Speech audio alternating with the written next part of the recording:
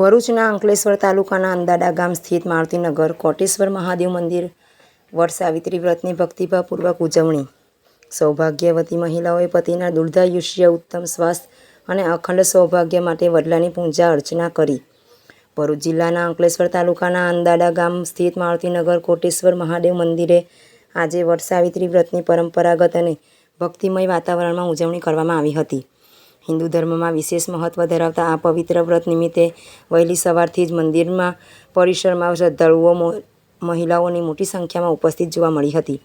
સૌભાગ્યવતી મહિલાઓએ પોતાના પતિના દીર્ઘાયુષ્ય, ઉત્તમ સ્વાસ્થ્ય અને અખંડ સૌભાગ્યની કામના સાથે વ્રત રાખી શાસ્ત્રોક્ત વિધિ મુજબ પૂજા અર્ચના કરી હતી.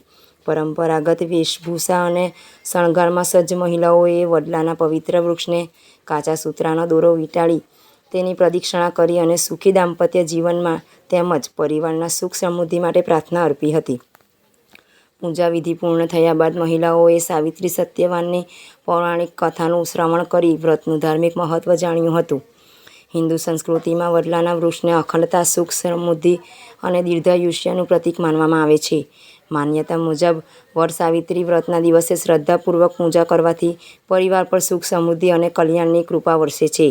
મંદિરના પૂજારી અને ટ્રસ્ટના પ્રબંધકો દ્વારા પૂજા વિધિ માટે સુંદર અને સુવ્યવસ્થિત આયોજન કરવામાં આવ્યું હતું. સમગ્ર અંદાડા ગામમાં આજના પવિત્ર અવસરે ધાર્મિક ઉત્સાહ અને ભક્તિમય માહોલ જોવા મળ્યો હતો.